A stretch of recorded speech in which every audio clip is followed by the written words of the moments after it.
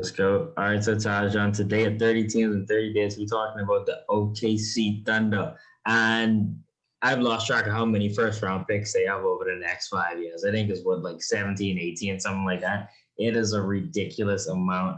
They traded away basically everyone except for Shea Gillius Alexander. They're probably gonna build around him. I mean they're in a prime position to rebuild. What should they start doing? Like what's the first step to this rebuild? They got everything they need. I have no idea what in the world OKC Thunder. I have no idea what they're trying to accomplish. I don't. They traded away everyone. The only person on their roster from last year is Shea Gilgis. You got Darius Baisley, and then you got Lou Dort. And that's about it. You got Darius Baisley for a couple more years. You got Ty Jerome, who you got from Phoenix, for a couple more years, and you got Lou Dort on for next year. And obviously, you're gonna have to resign Shea. And I'm looking at this roster. I know about four guys on this roster, like names I just called. And I'm looking at this. I'm like, I really don't know what they're trying to accomplish.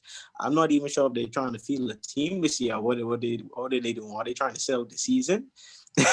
like is that team trying to sit out the season and just not play this year due to COVID? I have no idea honestly what they're doing. It doesn't even look like they're gonna have a team. I mean, they traded everyone. I mean, they traded Steven Adams, they traded Chris Paul, they got Kelly Oubre, they traded them, they got Danny Green, they traded them. You thought they would have keep a couple of those guys. Ricky Rubio, what they traded them.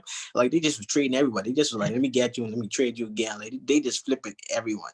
I gotta give Simon Presti credit. I mean, this guy got 18 first round picks over the next 5 years. That is ridiculous. And obviously, I don't know what they're gonna do with those picks. Obviously, they're not gonna go after any superstar because if you're the OKC Thunder, I don't think you go after a superstar with all those picks because the superstar is they're not going to resign in OKC.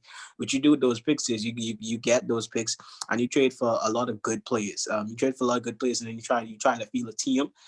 So, similar to like what the Bucks are doing. They just traded a lot of good players so they'll have a great starting five. You're not going to get superstar.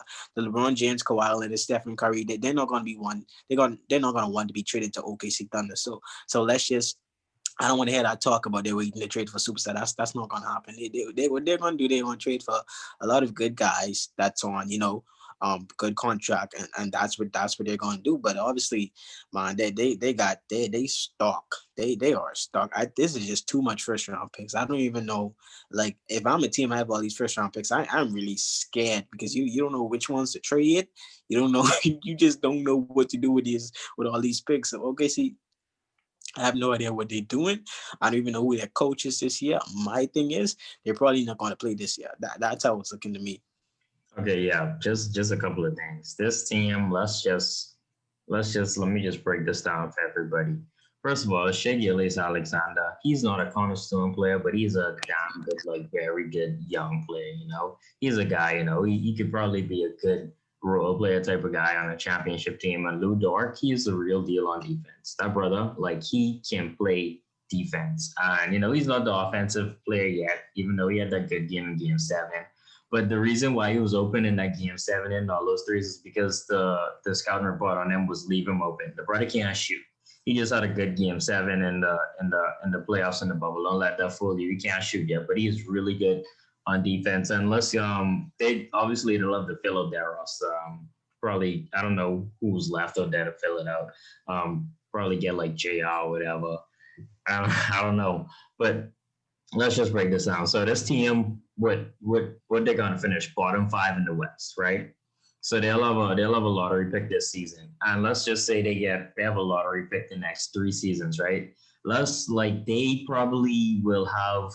Let's just say over the next 4 seasons, there's gonna be a Zion or probably like a generational type talent coming out in the draft. And if they don't have the number 1 pick, they'll probably have a lottery pick and they could use what they could offer the team like 5 or 6 first round picks to trade up for that number 1 pick to get that franchise guy. And then that's what I think this team, that's what I think their move is gonna be. And they have enough picks to actually try to do that twice. Like, I mean, I don't think they do that because you don't wanna I feel like once you get one cornerstone, that franchise changing player like a LeBron type of guy, you build around him, and then you could probably use those other picks to bring in some other guys, like a solid veteran, probably someone like also like who like 26, 27 to pair with this young, cornerstone of your franchise, and you just keep continuing to build around this guy. So I think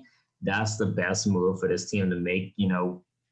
Obviously, that's a big move. That's a big risk because you could get a lot of talented guys late in the draft, and they probably will strike gold at least once with all these picks, and then I feel like you use a couple of those to trade up to the number one pick 1 year in the draft when you feel like that guy is the next it kid, and I feel like that's the best move for this team.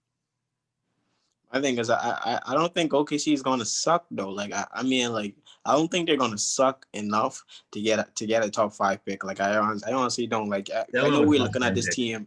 We don't see the talent right now, but the OKC is just that team where they just never gonna be bad. Like they're always just gonna be competitive, and that's what I kind of They'll like about OKC. they'll So be I mean bottom like five in I'm the East. looking at it, but man, like I just really like it's really astonishing what these guys have accomplished. Like I've never seen anything like this before. Like I know they even scared to select with all those picks on their hands. I mean, like at some point, I just don't know what to say. Like I feel like they should just go after some guys. Like after about 2-3 years, if they don't get like one of the top lottery picks, if they can't trade up, then I think you start going after some stars, because you don't want to be sucking too long, because at some Yeah, point you suck yeah, too long, and that kind of gets a stain on your franchise.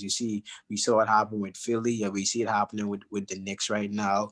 We saw it happen with Brooklyn. You just can't suck too long. You see it happen with Orlando. People forget Orlando was a powerhouse in the Eastern Conference. Washington, they were a powerhouse in the Eastern Conference. These were great teams, but they just not been good as in recent years. And now you see guys just don't even want to look at their franchise. That's what I fear for OKC, especially being in the West when everyone else in the West is stacking up. You don't want to be that bottom feeder, even if you're going to get a top draft picks. At some point, OKC is not a big market. At some point, guys coming out in the draft these days, they're coming out with a lot of leverage. Their agents are telling these teams they don't want to come there. Their agents are saying, don't pick us. We don't want to come there. Don't pick us. And that's reality of the situation. Guys are coming in with a lot of leverage, and you don't want to be that team who a superstar is saying we don't want to go to OKC, because number yeah, one, you're already one of the smallest markets in the league, and then you're going into a tough Western Conference, and then you've been sucking for so long. So I don't want OKC to fall into that trap of yeah, just trying to suck, trying to do what Philly did. That's just I just don't think that's gonna work.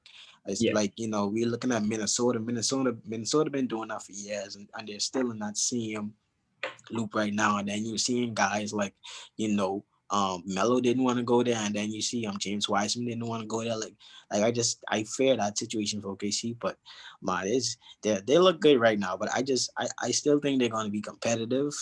You know, um, Obviously they're not going to make the playoffs. That's all the equation. They're going to make it, but they're going to be competitive. I think well, they're still going to shock some people this year. They're going to win some games. this team, I don't see them winning a ton.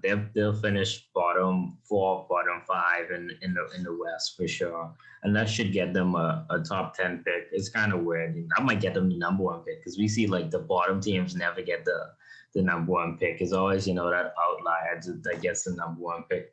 But just a couple of things. OKC, they drafted really well. They drafted Westbrook, they drafted KD, and they drafted James Harden. So like with these picks, I have no doubt in my mind that these guys are All going. those guys were in the top four though. Like Yeah, it's but I it's, it's a mean they. difference. When all those guys were in the top four. No, I think they got Westbrook. Westbrook was like a mid first round. A No, guy Westbrook was for the fifth KD. pick. He was the fifth pick. Okay, I'll have to check that. But let's. I mean, but still, they still could have butchered. We see teams butcher it all the time. With their draft choices, and they got the guys. They landed MVP players. Like that's not just oh, we have a top pick, we get MVP. Like that's recognizing talent, and they got 3 MVPs. So you got to give them credit for that. So I feel like they. I mean, I hear you about them saying they'll you fair that they're gonna suck, but they'll suck like really bad for about 3 to 4 years, after this. And obviously it's a rebuild and they in the West, and no, they're not really gonna get free agents, but that's what they have to do. And I feel like Sam Presti, if this dude flipped Danny Green, he got 2 first round picks for Danny Green. I don't know how he did it. That still baffles me. So I have no doubt in my mind that this team will be back and competitive probably in the next 5 years. Yeah, but my problem with the thing is tanking and just going after picks. At some point, you're gonna have to pay those guys. You don't want to have 4 guys coming out. I mean, 3 guys coming out #1 consecutive years on your team, because then you're gonna have to pay all those guys the max. Then you're gonna find yourself in another situation where you got to trade James, where you got to trade where you got KD, Westbrook, and James Harden, and Ibaka, and you ultimately had to get rid of James Harden, which caused KD to left, and ultimately you saw Westbrook left, and like that. Like that's my thing. If you're gonna be a team, you don't need more than 2 top picks. When you get 2 top picks and you feel like they're really good, then you need to start building around them. Like that's reality situation. You want to be in this situation with Timberwolves. How many #1 picks the Timberwolves had? Phoenix. They were always picking top 10. You don't want to be in a situation like a team like that. You got Orlando always picking top 10. You got the Hawks. They've been picking top 6 the past 5 years. Like you don't want to be in that situation where you just getting these topics at some point. It hurts the development of the guys, because you're coming in with such a young team and everyone is competing. You're not focusing on one guy, then you're focusing on all these guys and none really develop. And then when some develop, then you got to pay some guys and you got to let some guys go. That's a whole confusing situation. So I never advise a team to tank. You get 1 or 2 good players, then bring in some veterans, and put a team around them. You don't want to just keep going dipping and double dipping back in the lottery, because at some point it puts a toll on the entire team. We see with a lot of franchises right now in the NBA. Look at the Knicks, look at the Hawks, look at teams like that. Look at the Bulls. That same thing. They've been doing the same thing for over the past couple of years. It's just hurting them. They just bringing in young guys and then they're losing the young guys. That doesn't make any sense to me.